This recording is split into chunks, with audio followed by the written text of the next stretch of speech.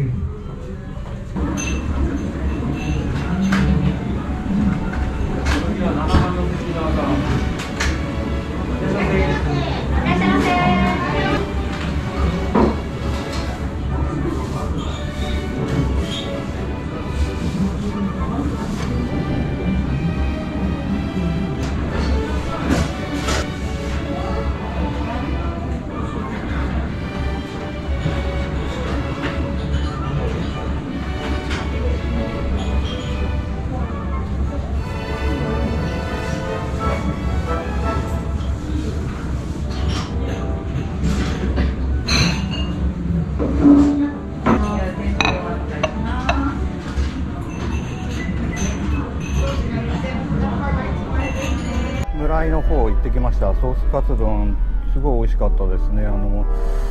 ロースカツなんですけど、すごいね、油にしつこさがなくてね、どんどん食べれる感じですね。でソースをね、追いソースしますと、ソースがねすごい甘くて、また別のね味の楽しみ方ができて、一度で二度美味しいソースカツ丼でした。お米もね10月の6日から新米を使っているということで、会津のねお米非常に食べてて美味しいですね。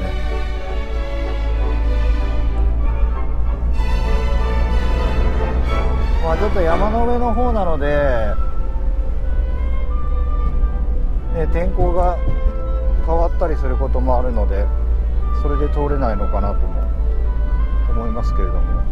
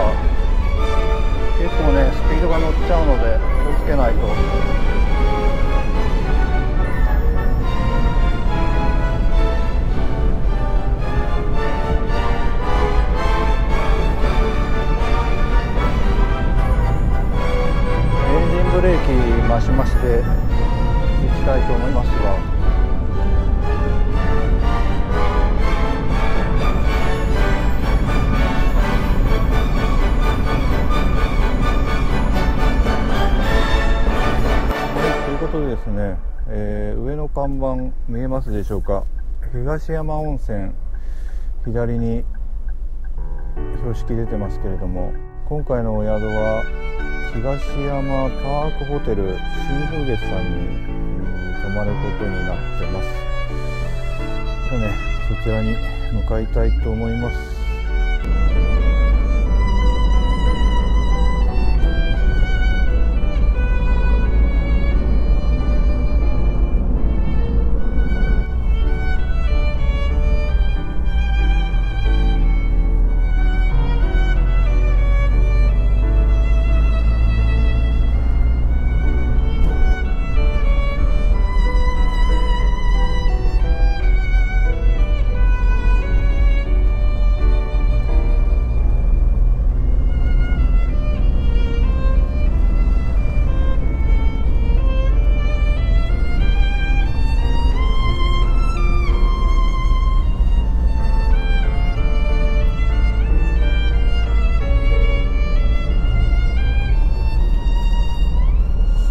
見えてきました。こちらですね。昭和の古き良き時代の温泉旅館でございます。